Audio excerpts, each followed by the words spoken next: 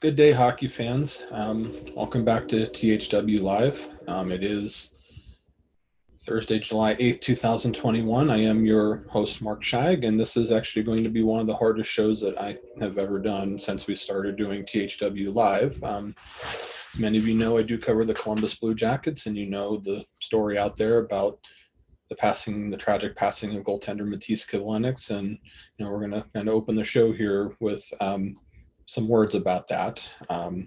Obviously, there are no adequate words that could properly describe the pain and the agony that everyone is involved with that's going through. But before I really get into those words, Kivlenieks wore number 80. That was his jersey number. We want to honor him. We want to honor his life. So before we really get going into this, we're going to take a full 80 seconds, kind of like what happened at the R Bar. And we're going to have 80 seconds of silence just in remembrance of Matiss Kivlenieks, and that's going to start right now.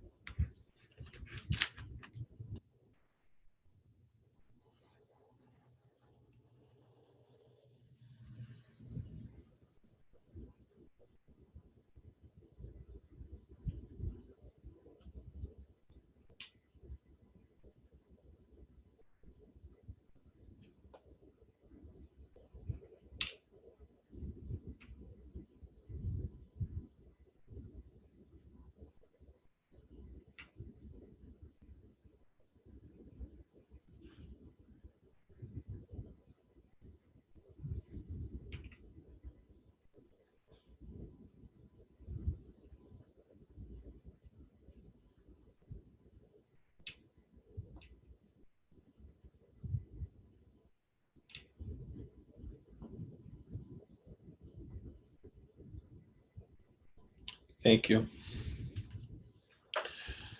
Gang, I think the most important thing that we need to do here in light of everything that's going on is to kind of have our focus in the right place.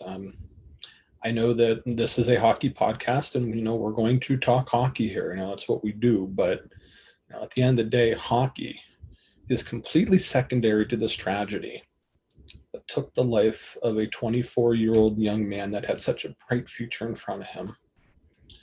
Listen, everyone is hurting.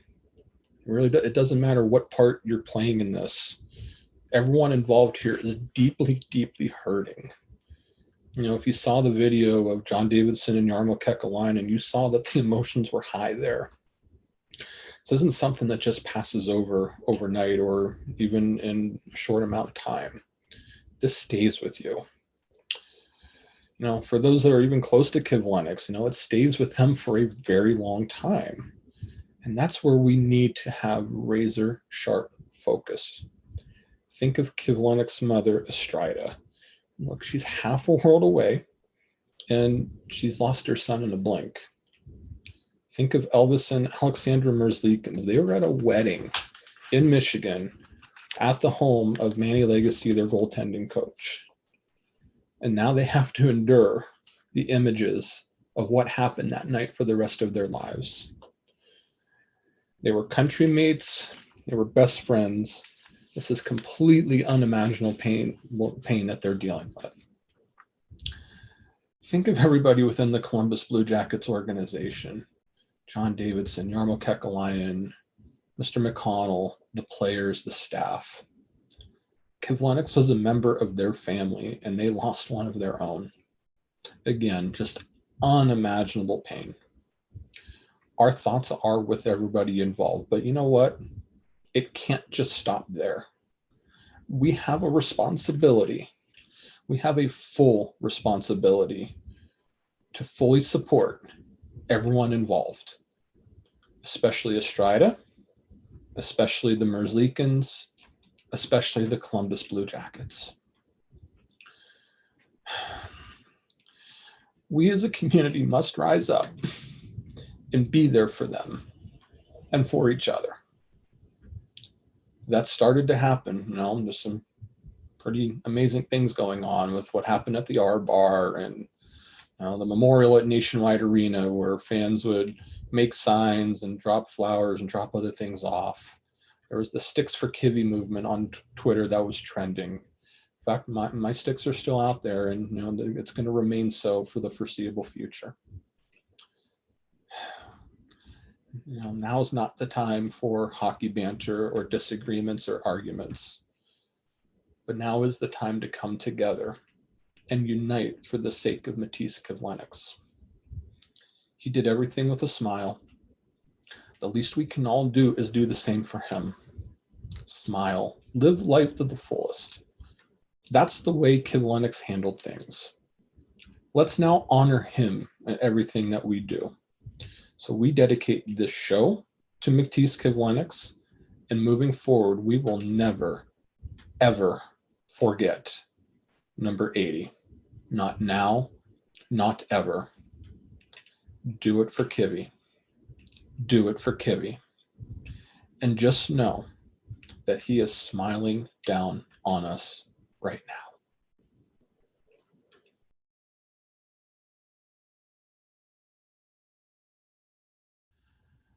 All right, fans, welcome back to THW Live. It's July 8th, 2021. I am your host, Mark Scheig, and like I said, the show must go on here. Start out with the Matiss Kivlenieks tribute. And we had a great guest to start out here. I like to call him the soundtrack of Connor McDavid. Aaron Cooney kind of used to hold that title when Connor McDavid was with the Erie Otters, but now Connor McDavid's with the Edmonton Oilers. And we are honored to be joined by the great Jack Michaels, who is now doing the TV on Sportsnet and still appears on radio every once in a while. Hello, Jack. How you doing, Mark? And how's my boy Aaron doing? I've actually communicated with him quite a bit over the years. Is he still in Erie or has he moved on? He has moved on, believe it or not. So actually just this past season with the pandemic and all, he's now with the San Diego Gulls, so the Ducks AHL affiliate, as the manager of broadcasting. Nice. So yeah, that's a great spot. Erie to San Diego, not the worst trade in the world. Not the worst trade in the world, to go from lake effect snow to 75 every day. Yeah, exactly. And you got to follow Jamie Drysdale too. Drysdale was with the Otters and now he's with the Ducks and he plays with the San Diego Gulls. So that's kind of the running joke with him. Yeah, nice. I've called a lot of games in the San Diego Sports Arena. Oh, nice. There's a lot of history in that building. If you're a movie buff, that's where Almost Famous was filmed. The ramp going down where we used to park and walk into the building.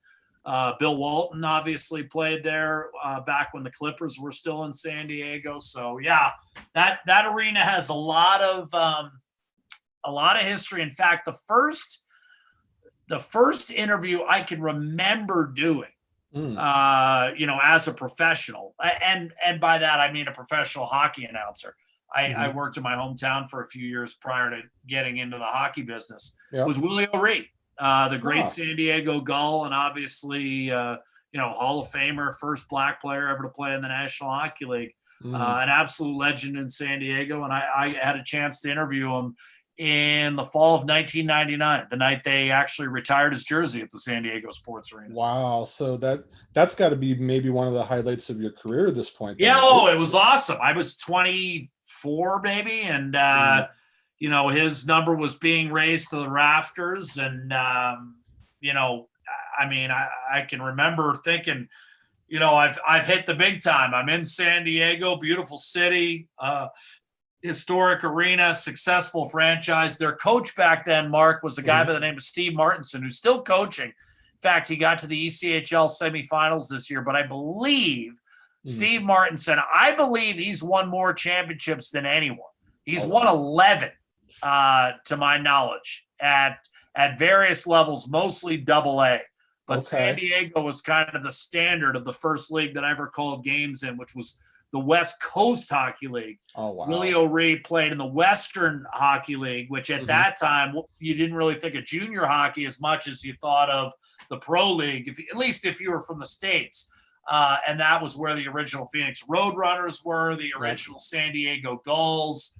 A lot of quality teams there in the early 70s. Good history there. And so he only needs a couple to catch up to Joey Chestnut then, right? Championships wise? That's right. He's right there in Joey Chestnut territory. But I believe, Steve Martinson, he's in Allen, Texas now, and he's won 2 or 3 there. I think he's got 11 total, something like that. That's pretty amazing stuff right there. Jack Michael's joining us, the voice of the Edmonton Oilers on Sportsnet. Jack, just with the pandemic and everything, you got to call games at home, obviously, but then you got to call a lot of the games from home when they were on the road. What was that experience like for you? Well, that's a experience I hope to never duplicate again. I mean, both home and road. I mean, it just, we have the privilege of doing a fun gig. It's a fun gig. It really doesn't feel like a job. I can't think of many times where I think of it as a grind. People are always asking me, oh, what about the travel? Like, I've never felt anything but positive vibes about my job. But I got to be honest with you, it felt like a job this past season. Not that I didn't enjoy it, and not that I didn't, not that I wasn't grateful that hockey was back in some form. But boy, not having 18,000 people in the building, there's no substitute for it. I just hope we never go through something like this again. I mean, not just because of that, obviously the health crisis and 600,000 people losing their lives. I mean, that's obvious. You never want to see that happen again. Absolutely. Yep. But, I never want to be in a building without fans again. It's no fun at all. It really isn't. I got to be honest with you. I miss the people tremendously. I often joke, I could live on an island. Whatever. You know what? This whole situation is kind of, I don't joke about that as much anymore. You need people. You need people to make the games what they are. And you see what's going on in the Stanley Cup final now too, especially with the games in Tampa, basically a full building.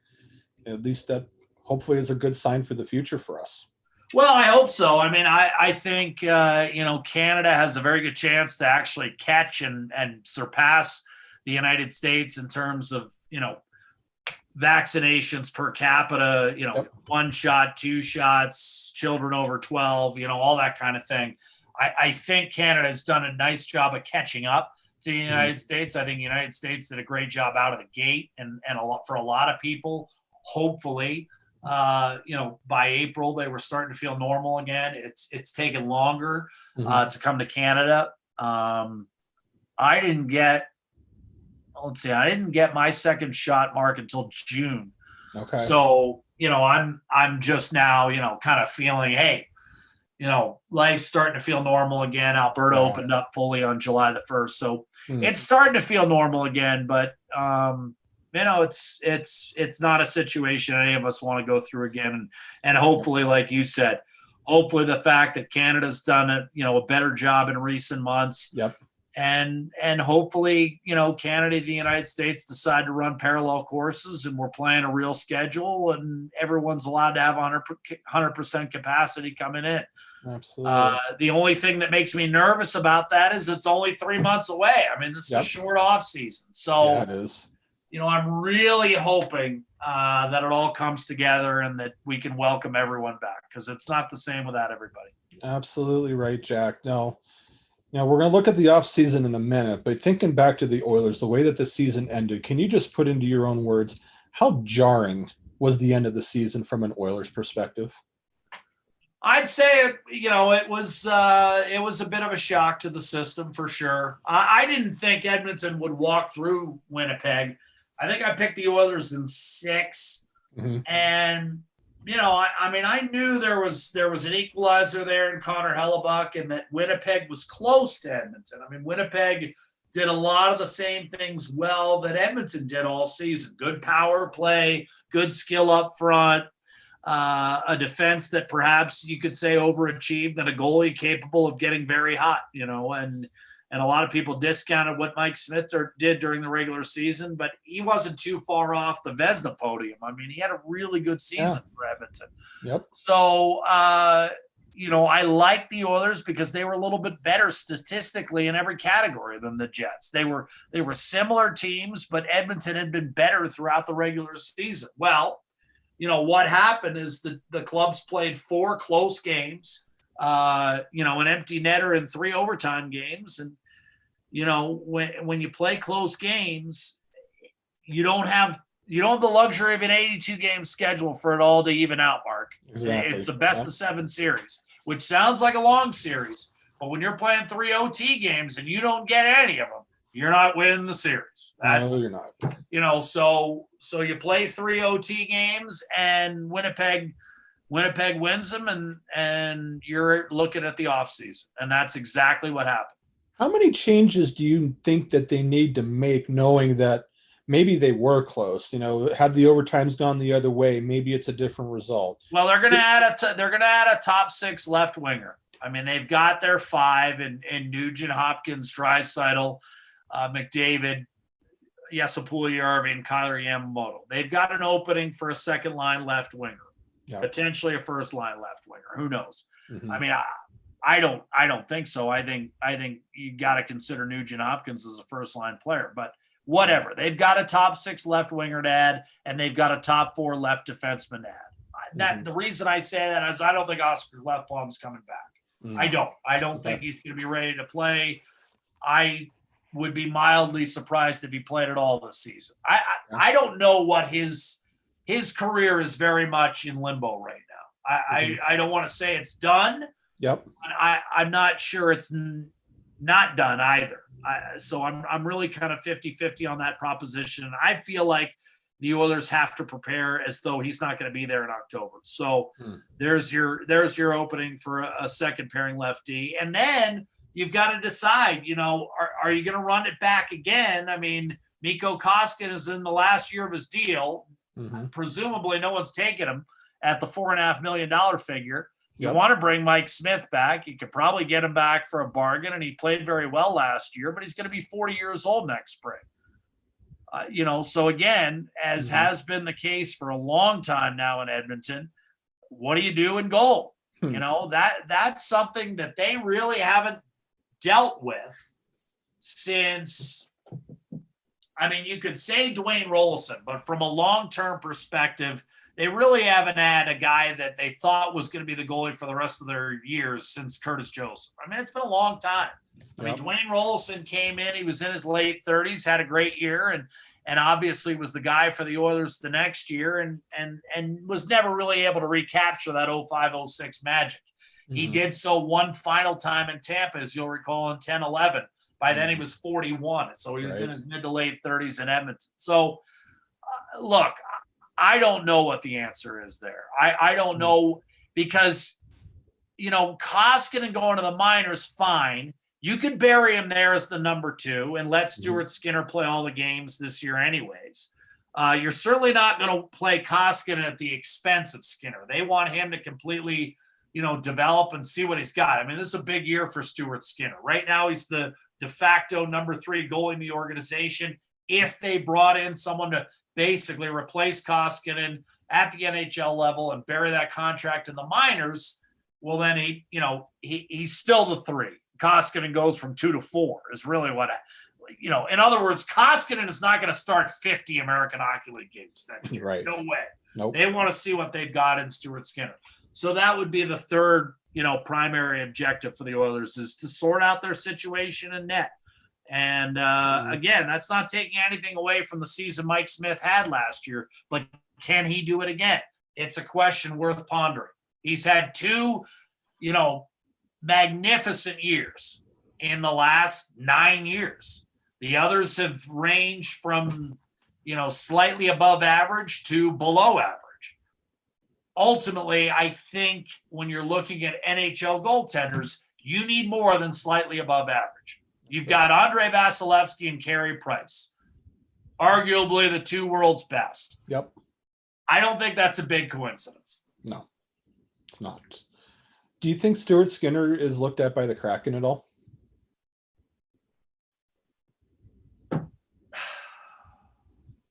No, I don't. Okay. If I was guessing. Yeah. But again, I'm not in that room. I don't know whether the Kraken are looking at Stuart Skinner or Caleb Jones or whether there's bigger fish to fry out there for them. Yep. I'm not sure who's going to be on everyone's list. Mm-hmm. It's tough for me to answer that question. Yeah, I just don't know. Stewart's an interesting prospect. Great guy. Has really shown flashes of some tremendous runs in net. Mm-hmm. And then again, he's had some weeks where he's really struggled. So not unlike a lot of, young goaltending prospects. That's why I think the Oilers want to, run it back with him and play him 55 times if they can next year. Yeah. Just a couple more for you, Jack. So you mentioned the need on the left side of D. All the Duncan Keith stuff is out there. Do you see that being a fit?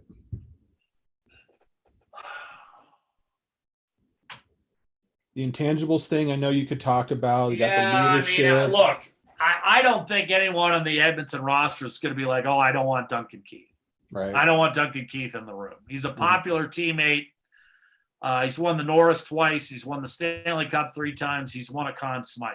I mean, he's got trophies on the mantle that no one else has in the Oiler locker room. Nobody. Yep. No one has a Conn Smythe. No one has a Norris. And no one has 3 cups. I mean, it's just, that's the way it is. I mean, I think the most anyone has had is 1 cup. Yep. And, the players that have played for the Oilers that have a cup were bit players. They weren't what Duncan Keith was, who was absolutely part of that, core 4 that drove Chicago to 3 cups in 6 years. Yeah. So I think there is no argument with intangibles. Would Duncan Keith experience somewhat of a renaissance if he's playing 4 or 5 less minutes? He's not coming to Edmonton and playing 23 minutes a night. Exactly. Right. He's not going to do that. He's going to come to Edmonton and play 17, 18 minutes. Yep. He's in tremendous shape. I think he could do it. Is the fact that he's played 16 years and one deep run after another for a 6-year period a bit of a concern in my mind? Sure. I mean, he played, if you look at between 2009 and 2015, he played a year and a half right there, just in the playoffs, which in dog years, that's 3 or 4 NHL seasons. You play a year and a half worth of playoff games in 7 years. That's like adding 4 years to your career. I mean, it really is. Mm-hmm. There's an argument to be made. He's basically a 20-year vet. I mean, he's grizzled. Yep. Can he still play? Yeah, I think he can. I mean, does that make me a cockeyed optimist? You can make that argument. You could make the argument that he could be near the end. But you could also make the argument that in a modified role where he's playing 4 or 5 less minutes a night, and he's not having to carry the mail the way he has for years in Chicago, and he's not having to prop up guys. He's not going to have to prop up Adam Larsson. Adam Larsson's a veteran in his own right. He's not going to have to show him the ropes the way he has for, any number of Chicago prospects. I mean, Duncan Keith has been the guy who's played with, arguably the weakest defender on the team the last 3 or 4 years. He's played with Eric Gustafsson. He's played with Adam Boqvist. Now those guys are useful players, but Duncan Keith has been the stabilizer. Yeah. He doesn't need to be the stabilizer if he's playing with Adam Larsson. He doesn't. Right. So I think there's a fit there. And I definitely think, from an intangible perspective, how could you do better than that? No, you can't. Maybe it's what they need. We'll see if it works out. And I guess, Jack, when is it Evan Bouchard time? Oh, I think he'll play next year. I think he'll play all the games. I do. Yep. I don't know whether Tyson Barrie's coming back. I would suspect no. Mm-hmm. Not because of any negative experience. The one thing that kind of hurt Edmonton this year with Tyson Barrie is he didn't get to experience Edmonton. No. The players are going back and forth basically, wherever he was living to the rink. There wasn't a lot of socialization. He didn't really get a feel for the city. Yep. The playoff run wasn't long enough where he could have maybe experienced, Alberta opening up as it started to do in June and that is now fully open in July. I think that would have really been a selling point for Tyson Barrie. I mean, we had 90-degree weather a couple of weeks ago. So he didn't get the full view of Edmonton. I think Tyson Barrie is going elsewhere, and I think the Oilers aren't crying in their soup about that because they feel like, Evan Bouchard's ready to go, and I'm not so sure they're wrong.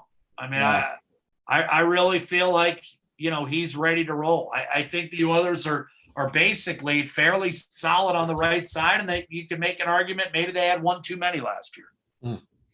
Last one for you, Jack, and it's just, Connor McDavid and all world, got all 100 first place votes as he should have. Where can he get better, though? Is there anywhere that he needs to really focus on? I know some people bring up the defense or whatnot. You see him every day. Is there anything that you could point out? I'm lucky enough to have the odd chat with Dave Tippett.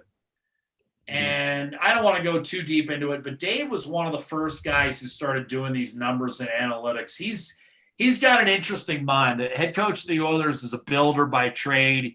He does side projects all the time. I think he's one of those guys that, would honestly take apart a motorcycle in his garage just to see if he could put it back together again. He's got a very analytical mind. Mm-hmm. And he's been doing some advanced numbers for 20 years. And he has said on more than one occasion, Jack, you haven't seen anything like Connor. Like the people who say he needs to work on his defense, the chances for and against are stuff I haven't seen in 2.5 decades of tracking this. Like he's just on another planet. I mean, he went so far as to say, look, I know who's going to get the Selke. I probably know who the finalists are going to be. But I guarantee you they don't have chances for and against the way Connor McDavid is. He's in a class by himself. Yep. So, what's the answer to your question? Ultimately, he's got to, I think where he can improve is both on and off ice leadership in the postseason. I think that's going to be a thing that he's going to want to get more playoff games on his resume. And right now, he's lost 7 of his last 8. I'm sure he's not happy about that. It was a decent start to his postseason career. They didn't make the playoffs the next 2 years. I think from now on, Connor McDavid is going to measure every season by how far the Oilers go in the postseason. All this 100%. Other individual stuff, he'll get incrementally better, I'm sure, for the next 4 or 5 years before it starts going the other way. Yep. But he won't look at it that way. He'll only look at how many postseason games his club wins. And exactly. I think if he thinks of it that way, then it's a fair way to judge it. There you go. That's well said. Fans, make sure you follow Jack. Listen, it's at Edmonton Jack on Twitter. He does fantastic work. TV, turn on the radio, whether it be on the NHL app or Sirius XM. It's the soundtrack of Connor McDavid, one of the best out there. Anytime there's a Battle of Alberta, anytime that McDavid does something special, turn up Jack Michaels. Jack, we really appreciate you taking the time to get us caught up on the Oilers. Cheers, Mark. As a guy who understands time zones, I'm a hell of an announcer. Exactly. See you, buddy. Hey, see you, man. And fans, stay tuned for part 2. We'll start talking about the Chicago Blackhawks. Well, we have made it to part 2 of THW Live for July 8th, 2021. I'm your host, Mark Scheig, and we just had a great conversation with the great Jack Michaels, who does awesome work with the Edmonton Oilers broadcasting-wise, both on Sportsnet. And occasionally, if it's Hockey Night in Canada, you'll hear him on the radio. So figure we go to a team that has absolutely no news going on in the hockey world right now. I mean, literally none whatsoever. We got our Blackhawks Banter crew here. Gail, Brooke, Shaun, they've been on the show before. You know them, our Blackhawks writers. Welcome back, gang. Thanks for having us, Mark.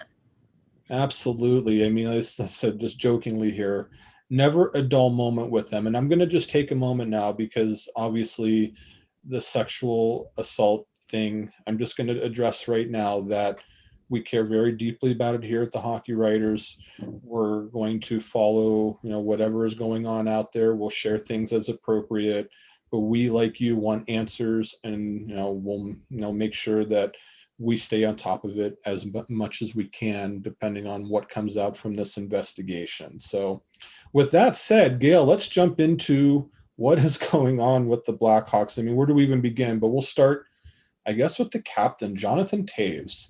He's back. He put that video out there. He was gone for a while. It was great to see in the sense of just what he was going through. So when that news dropped, can you just kind of give us a sense of what kind of crossed your mind? What were you going through, and just a reaction to, everything he's been through in the last year?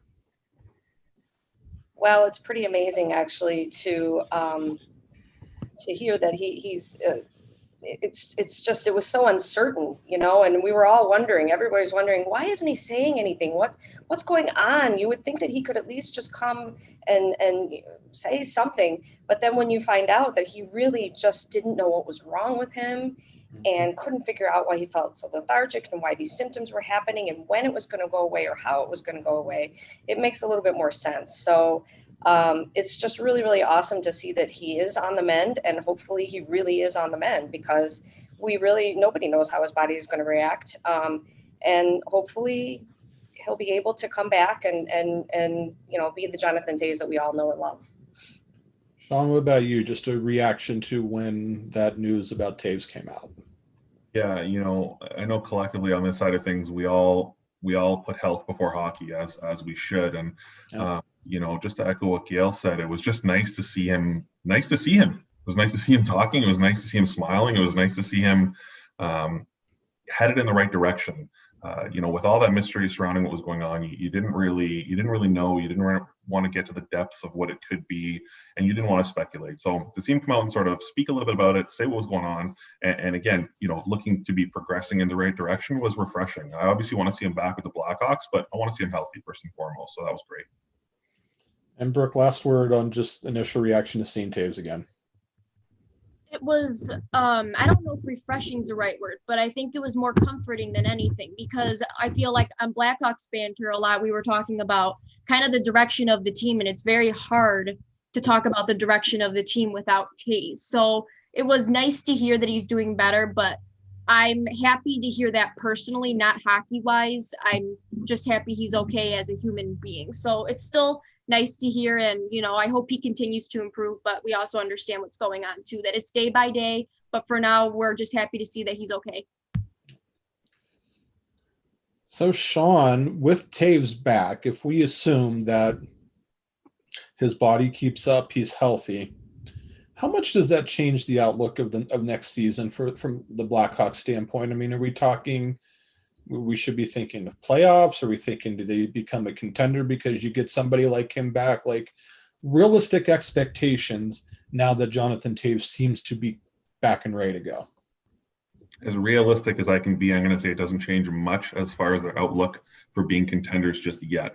I think what it'll change is their drive to being a little more competitive and closing games out. That was something that they failed to do a lot at last year, which you expect of a rebuilding squad. But they had a lot of leads that they let slip. I would expect for them to hang on to those a little more with someone like Toews leading the way. So they're not going to be contenders just because Toews is back, but they're going to be in these games and hang on a little longer than they did. What about you, Brooke?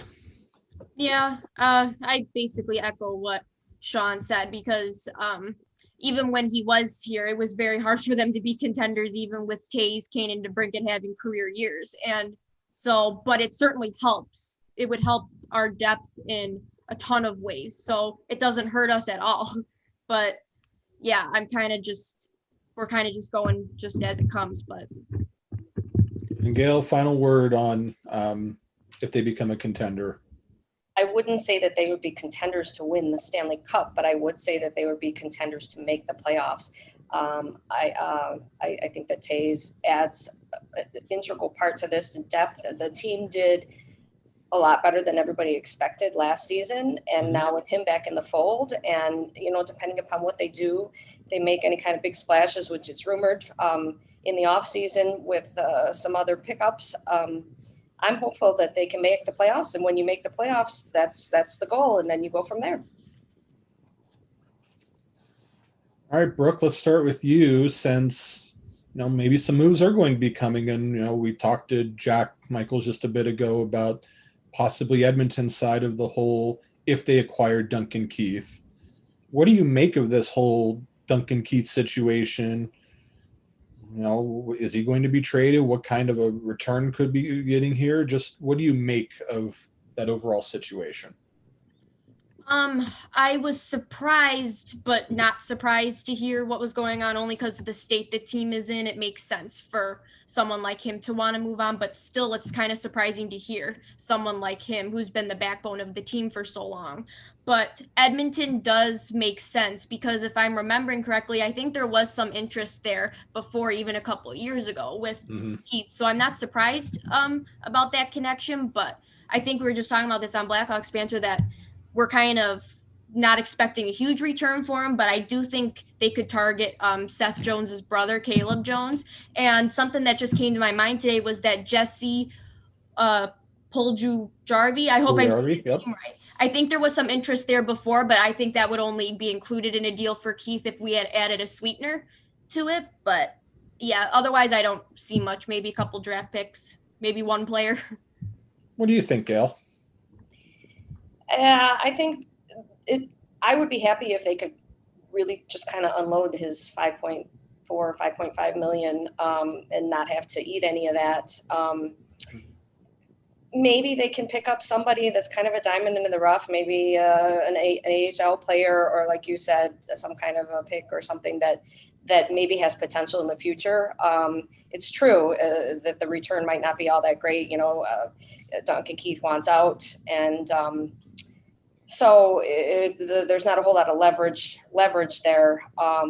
But hopefully, like I said, maybe just unloading the cap hit so that then the Blackhawks can have that money to pursue somebody a little bit more high end with that money. And to think too that the leverage might be off because he wants to go closer to home, so that doesn't leave very many teams that they'd be able to deal with either. So Shaun, what do you make of Duncan Keith right now? Listen, Keith has always come across as the kind of player who's going to retire a Blackhawk. So I was slightly surprised to hear this news catch wind, but at the same time, I fully back the fact that he's earned the right to go wherever he wants to go. So to be honest, I don't really care where he ends up. I just kind of want to see him treated well along the way and give him an opportunity to end his career exactly as he wants to, because he's earned that. So whatever the Hawks might get in return, I honestly don't really care about that either, because like Gail said, I just want to see that salary unloaded. I would never force Keith out of town, but if he wants to leave, then hopefully his salary goes with him. All right, so we'll just do one more question for the team here, because the other part that we need to discuss in terms of the offseason, it was kind of referenced just a second ago. There's defensemen. So you've got Seth Jones, you got Dougie Hamilton. One's a UFA. The other one would have to be traded for, as he's got 1 year left. Gail, what do you think the Blackhawks' preference would be in a situation like that? Obviously, adding one or the other would be great, but what do you think would make the most sense for the Blackhawks? I personally am on the Dougie Hamilton train. I would love to see him come on, and I just think that they really do need to address it. They definitely need to address a number one defenseman. Even though they are rebuilding, you still need to have these players that you can kind of rebuild around. And it's just a big weakness. They need a number one defenseman, especially if Duncan Keith is gone. Now we know that he's not exactly a number one defenseman anymore, but they just need so much help in that area that I feel like it's worth it for them to go out and spend a little bit more money and get a big name to add and to complement to the group, the rebuilding group. Shaun, what do you think of that? I don't want either. I've been pretty vocal about that. I just don't think the Blackhawks are in a position that they should be looking at this kind of a spend just yet, whether it is trading assets or trading anything away, or the amount of money that either of these players are going to be expecting at this point in their careers. I just don't think the Hawks are there yet, where they're one player away from making as big of a splash as they would need to make sense of this kind of a move. So while I can make a case how both will certainly improve this team and help them along the way, I'd rather not see either of them come at this point in where the Blackhawks are in their rebuild. And Brooke, what do you say to either Jones or Hamilton? I'm a Hamilton fan personally, and I like Jones too, but Hamilton would probably be my first preference. But I feel like the Hawks right now have a ton of needs. They need help at defense. They need help at goaltender. They need help at center. They need help with scoring. So so like you guys said, it's not like a one position thing. But right now, it does seem like all paths are kind of leaning towards Seth Jones. I would be very surprised if we did not get him, because it seems like most of the reports keep linking him here. So especially I feel like if they're focusing on moving Duncan Keith, then they probably are going to spend a lot more time trying to fill that void. So yeah, I will be, like I said, very shocked if they don't end up with Seth Jones, because that's what it kind of looks like to me. Although I would definitely say that, if they are going to go the Seth Jones route, it's pretty important for them to get him to sign some kind of extension. Just having him come on for a year and then he hits free agency and then you lose him for nothing. They definitely, if they're going to go that route, need to for him to make that kind of commitment to stay with the team and to be more of a long-term piece. You know what? I will add one more question, since it was, kind of brought up here. Little impromptu, but Shaun, just quick hitter. Mhm. Do you feel like the Blackhawks need to draft a goaltender high? Because there's a couple good goaltenders at the top of this draft. Do they like where they're at in net? Just kind of fill everybody in on your take on that. I would say if there's a quality goaltender like a Jesper Wallstedt available, which all signs point to the fact that he won't be at 11, but if he's there, they need to take him, because they definitely need depth in that position. Although they took Comesso last year in the second round, which was a great pickup as an 18-year-old, they need to add more in that regard. So picking up another goalie, especially one in a higher pick, will certainly help in that respect. I mean, Lankinen stole the crease, and rightfully so, but they're still going to need some support there.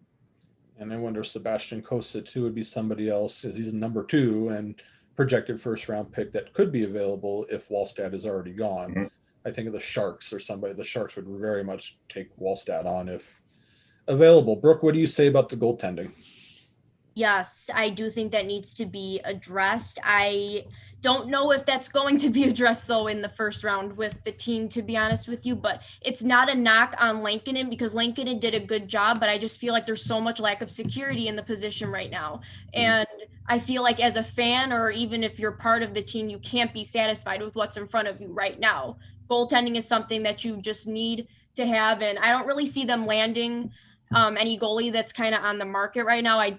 If they're going to address it, I think it is going to be through the draft, but I'm not kind of holding my hopes up for that. I think it should be addressed in the draft, but we'll see. And Gail, you get the final word of the night. Goaltending, do they need to address it? Yes, everybody laughed at me when I said this the other day, but I think with their pick, the draft pick, they just need to get the best available player. I don't know that they really should be targeting a goaltender, even though it definitely is a need. But the one last thing that I would like to add is I would be a big fan of them trying to pick up maybe a veteran goaltender in free agency or on the cheap to kind of be a mentor and a push for Lankinen, and also insurance policy to see if he really can be the number one guy. So if they could make that work, I would be all for adding a veteran goaltender to come in. And our Blackhawks Banter team right here, Brooke, Shaun, Gail, they literally are the best. They do a weekly show. Make sure you show them love, listen to them, follow their writing. They are all over whatever they're doing with the Chicago Blackhawks. So 3 of you, thank you so much for taking time to join us here on THW Live. We really do appreciate it. Thank you. Thank you. And fans, make sure hit subscribe, hit like. We're on all the different platforms, audio, YouTube, you name it, we're out there. Again, we've dedicated the show to Matiss Kivlenieks. We went over at the beginning. I always said, do it for Kivy, do it for Kivy, and just know that he is smiling down on us right now. We're doing everything for him. We're never going to forget him at all. This show is dedicated to him, and we're going to do everything that we can to unite with the hockey world, especially to those that are grieving and hurting the most. Again, Elvis Merzlikins, his wife, Matiss's mother, the whole Columbus Blue Jackets organization, we stand in unison with them. Just the pain that is there, that there's no words that we can possibly say that's going to take it all away, but we can stand united together. We can get through anything together. We know that. So Matiss, we're thinking of you, buddy. It's just I just had a complete loss of words for just how this whole thing has happened. But fans, thank you so much for tuning in, supporting this show. Hopefully we'll be able to smile every day the way Kivlenieks did. Hope you have a great night. Have a great week. We'll see you next time here on THW Live.